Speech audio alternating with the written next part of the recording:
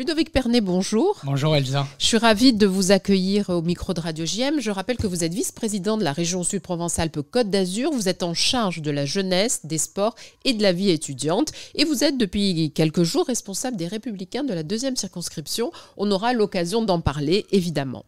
On va commencer par l'actualité. Vous n'êtes pas sans savoir que, encore une fois, la France a été touchée par un acte terroriste samedi soir à Paris. Encore un fichier S. Je voudrais savoir quelle a été votre réaction samedi soir et qu'est-ce que clairement aujourd'hui vous attendez du gouvernement? Qu'est-ce que vous attendez comme réaction à ce qui vient de se passer? D'abord, je veux vous remercier, chère Elsa Charbit, de votre invitation. Comme vous, j'ai vu les terribles événements qui ont eu lieu à Paris. Une personne, 23 ans, un jeune homme qui venait avec sa copine à Disneyland, qui venait visiter Paris et qui a été lâchement assassiné par un barbare islamiste, terroriste. Il faut dire les choses. C'est le procureur de la République lui-même qui l'a dit. Et donc aujourd'hui, je pense qu'il faut de la fermeté. Notre pays, comme de nombreux pays, font face à la barbarie islamiste. Nous devons... cet homme, visiblement, est né sur le territoire français. Il faut voir là aussi comment des personnes nées sur notre territoire peuvent en arriver à rentrer dans cette idéologie barbare qu'il faut combattre et mettre tous les moyens nécessaires. Je pense peut-être demain de judiciariser les fichiers S, parce qu'on voit très souvent que ces personnes sont suivies. Alors, lui, il sortait de prison. Il sortait de prison en plus. Et il a en plus un suivi psychiatrique qui, jusqu'à maintenant, avait été honoré. Il semblerait qu'il ne suivait plus son traitement contre les problèmes qu'il avait. Ceci étant, il était radicalisé, fichier S, et pourtant passé entre les mailles du filet. Et on voit bien là aussi la question du rôle à l'intérieur de la prison, de la réinsertion, de comment on fait pour travailler aussi dans les prisons pour préparer l'après. Parce Absolument. que là, c'est un individu qui voulait déjà commettre un acte terroriste, je crois, en 2015-2016, Absolument. qui a été condamné à 5 ans de prison pour cela, et qui est sorti, et qui au final, on a bien vu que le traitement n'avait pas été effectué. Absolument. On a vu Gérard Darmanin, le ministre de l'Intérieur, réagir rapidement et dire qu'il fallait peut-être changer les choses. Avec cette fois-ci, là, on peut peut-être voir les lois aussi changer. Et pourtant, on voit bien que la loi pour l'immigration, la loi sur l'immigration qui est déjà passée au Sénat, qui retourne maintenant au Parlement, est encore modifiée. Vous, en tant que les Républicains, puisque vous êtes, comme je l'ai dit tout à l'heure, en plus responsable ici de la 2e circonscription, comment vous réagissez à ces changements sans cesse sur cette loi immigration? Bon, je pense qu'il faut avoir un cap et qu'il faut très clairement, est-ce que l'outil c'est l'internement? Je pense qu'il faut mettre tout le monde autour de la table et qu'il faut à un moment donné porter des propositions fortes, fermes, pour que ces barbaries ne puissent plus arriver. C'est-à-dire, il va y avoir bien sûr des élections à venir et c'est aussi pour ça que vous commencez à vous mettre en ordre de marche. Est-ce qu'il ne va pas falloir à un moment être clair, proposer des changements de loi, voire même un changement dans la Constitution? Bon, il y a effectivement des questions qui se posent au niveau de la loi, mais tout ne se fait pas par la loi. Je vous donne quelques exemples. Ici, dans notre région, nous avons mis en dispositif Région Sûre, où nous investissions 10 millions d'euros. Notre collectivité régionale investit 10 millions d'euros pour sécuriser les lycées dont nous avons par exemple la charge. C'est-à-dire que quand on est arrivé en décembre 2015, là aussi c'est des évolutions qui étaient nécessaires, de mettre en place des alarmes anti-intrusion, de mettre en place des caméras de vidéoprotection et pas seulement uniquement dans les lycées, parce que nous aidons aussi les communes à s'équiper. Et ça fonctionne dans les lycés ici plutôt bien, hein, en tout cas, sur notre région. On n'a pas de baguette magique, mais Elsa, on essaye de vrai. faire du mieux qu'on peut avec, en allant chercher les financements, on soutient les communes pour s'équiper en caméras de vidéoprotection et c'est sûr que les caméras de vidéoprotection n'est pas l'alpha et l'oméga, mais en tout cas, on voit bien dans le travail que font les policiers, et d'ailleurs je tiens à souligner quand même la réactivité des forces de l'ordre qui assurent notre protection au quotidien, permet d'élucider de nombreux crimes et délits. Vous voyez bien qu'il faut aussi lutter contre une crainte, voire même une peur aujourd'hui des Français en général, et on voit bien que ce terrorisme qu'on croit toujours loin de chez nous, et on l'a bien vu avec le peu de considération que les gens ont amené à ce terrible acte terroriste, ce massacre qu'il y a eu le 7 octobre en Israël par les terroristes du Hamas, qu'en fait, ce terrorisme est partout et qu'on a intérêt à tous lutter ensemble. Alors, vous êtes d'ailleurs de ce combat, j'allais dire, évidemment, Ludovic Pernet. Parce que c'est un combat important.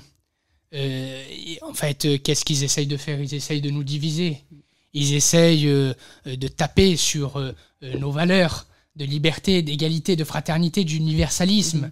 Et donc, nous devons être extrêmement fermes, mais je pense aussi qu'il faut vivre et ne pas lâcher sur ces valeurs, même si nous avons et nous devons faire face dans ce 21e siècle à des actes. Depuis 2015, nous avons vu se succéder un certain nombre d'actes terroristes terribles sur notre territoire. On a touché des soldats avec Mohamed Merah, des enfants juifs, parce qu'ils étaient juifs. Dans une cour d'école. On a égorgé un prêtre, on a tué des enseignants. Aujourd'hui... Donc... Là, récemment, un enseignant, un jeune, dans un village qui a été tué et aussi de la même façon. Et cette semaine, l'acte terroriste. On a 3 week-ends de suite, 3 actes terroristes. Je trouve que ça fait beaucoup quand même. Et des dizaines d'autres qui ont été évités par les services de renseignement, même ici sur notre territoire. Et donc nous, en tout cas, en tant que responsable politique local, on essaye dans les compétences qui sont les nôtres, dans la région, de faire en sorte de pouvoir aider les communes, de pouvoir sécuriser nos lycées. Il y a demain la question aussi peut-être de la reconnaissance faciale, des nouvelles technologies pour pouvoir coordonner peut-être ces fichiers S avec ces caméras de vidéoprotection.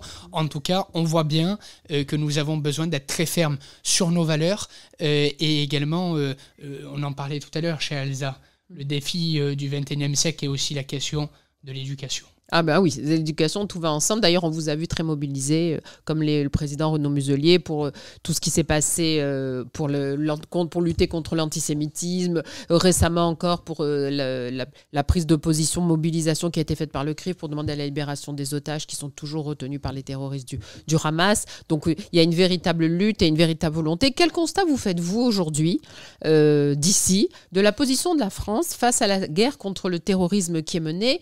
On a vu le président Emmanuel Macron récemment encore demander le cessez-le-feu. Ne pas venir à la mobilisation face à l'antisémitisme, un cessez-le-feu alors que Israël ne fait que répondre à des attaques terroristes, et il en va de sa sécurité, et ne pas descendre dans la rue lorsqu'il y a eu cette mobilisation des politiques contre l'antisémitisme. Comment vous l'analysez?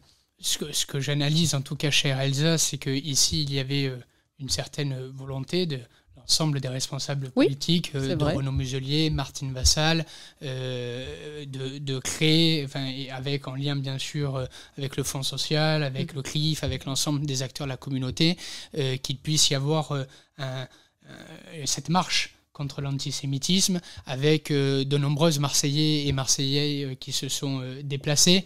Je pense très sincèrement, et vous l'avez vu le 7 octobre dernier, a été des attaques terribles, terroristes. Certains refusent de qualifier ces actes de terroristes. Et certains sont des responsables politiques, ils sont censés être des responsables politiques.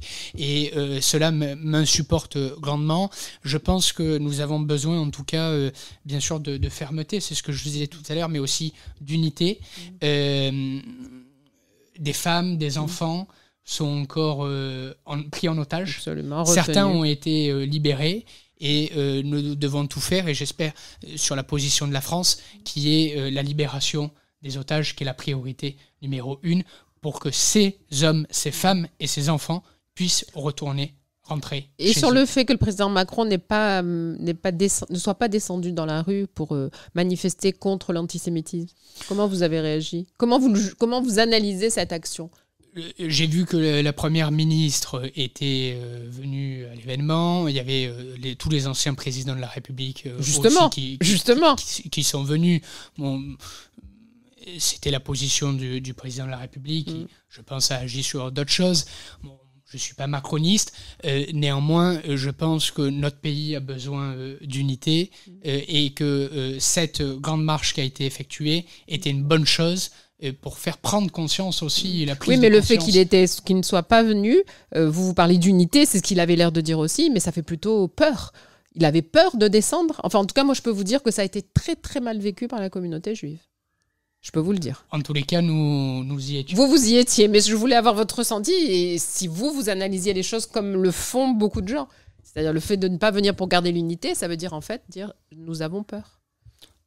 Nous y étions. Voilà, vous y étiez. Bon, j'ai bien compris que vous n'irez pas plus loin sur ce sujet. Alors, je voulais parler justement de votre délégation, la jeunesse.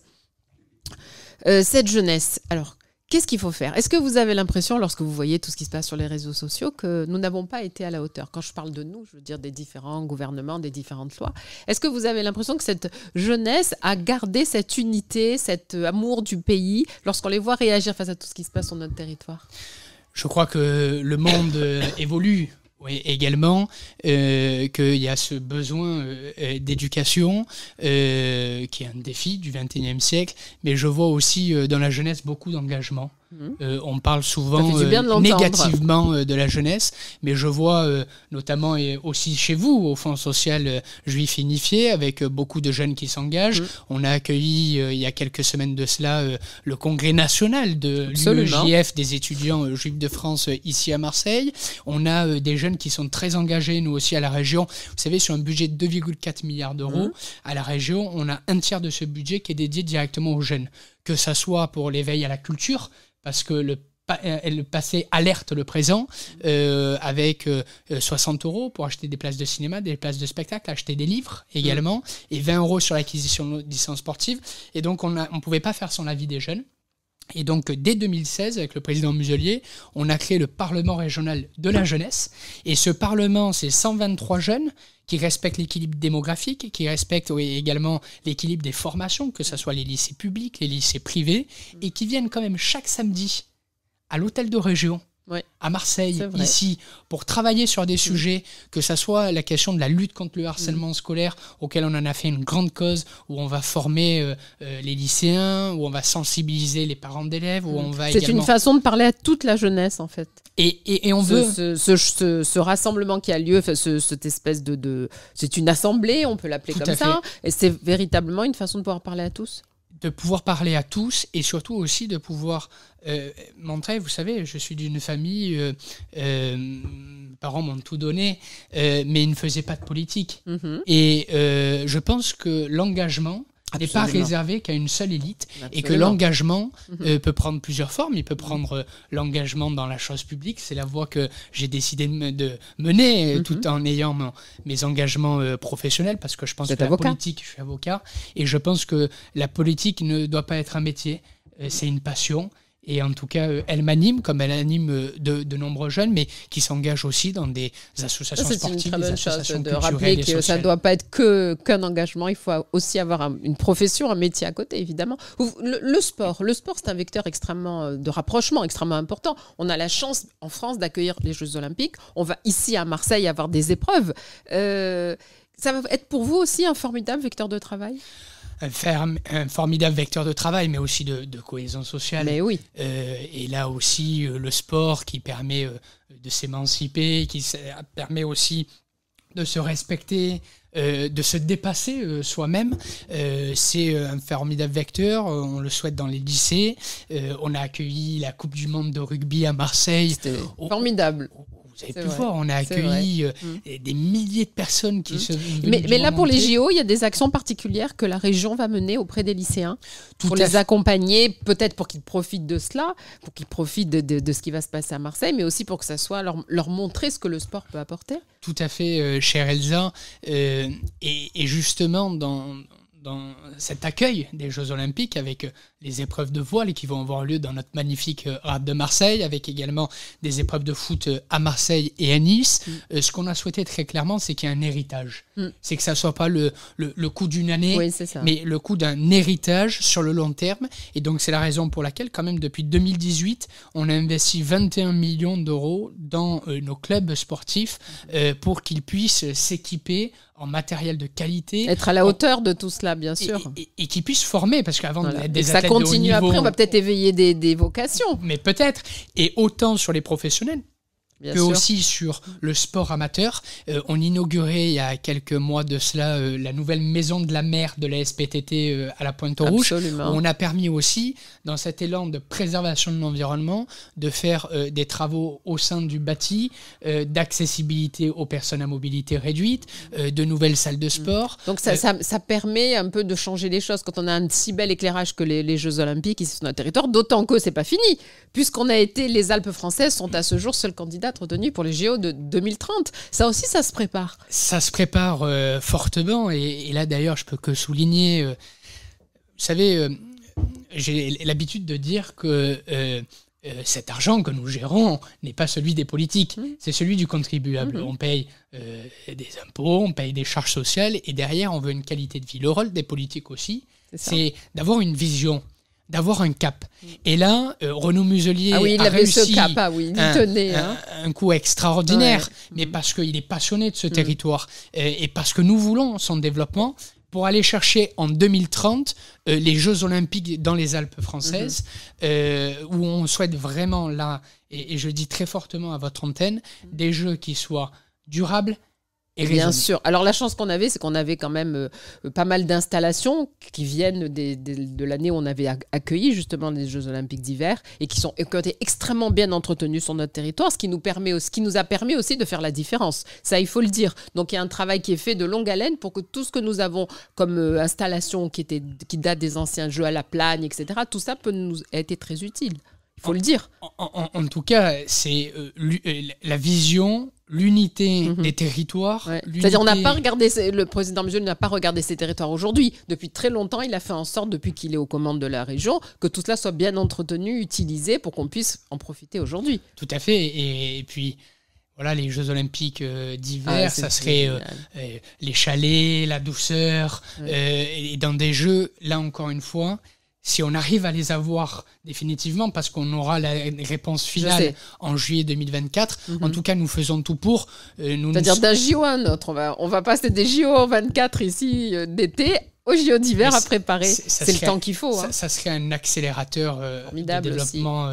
Et pour un territoire plus en recul, qui n'est pas comme Marseille, un territoire qui est face à la mer, où les choses sont quand même plus difficiles économiquement, surtout aujourd'hui avec le changement climatique. Il faut aussi penser à un avenir pour ces régions-là. Tout à fait. Et là, ça permettrait d'y mettre l'accent. Allez, je voudrais qu'on termine avec cette nouvelle responsabilité qui vous incombe au sein du parti Les LR dans la 2e circonscription des Bouches-du-Rhône. Alors, d'abord, qu'est-ce que ça vous a fait ?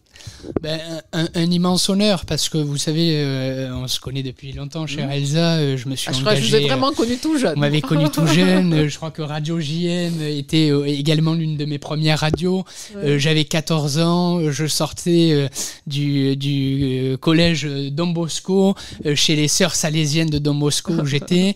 Et en tout cas, j'ai toujours eu cette passion de vouloir agir pour la chose publique. Et je me suis engagé donc à 14 ans à l'UMP lycée, où je rassemblais lycéens, puis sur les jeunes du département, sur les Républicains.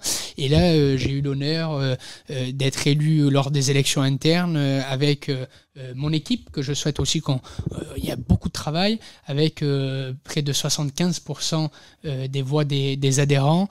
Ça me touche particulièrement, mais ce résultat, autant qu'il m'honore, il m'oblige. Je vous oblige. Parce que il y a beaucoup de travail, mais en tout cas, je crois que quand on a la passion d'agir et qu'on a la volonté, rien ne peut nous arrêter. Absolument. Donc, on se retrousse les manches et on continue avec tout le reste. Au travail, en tout cas, nous allons tout faire pour faire vivre nos valeurs autour de notre présidente Laure Agnès Karadec, qui a été élue et du secrétaire départemental. On a besoin vraiment de se remettre en ordre de marche. Si c'est un ordre de marche, mais en tout cas un ordre de bataille pour faire vivre nos valeurs. Je suis moins belliqueuse, moi je dis marche. Et pour faire en sorte bien que ces valeurs républicaines soient portées aussi sur notre territoire. Merci beaucoup Ludovic Pernet pour avoir répondu à mes questions. À très bientôt. Merci, à bientôt Elsa.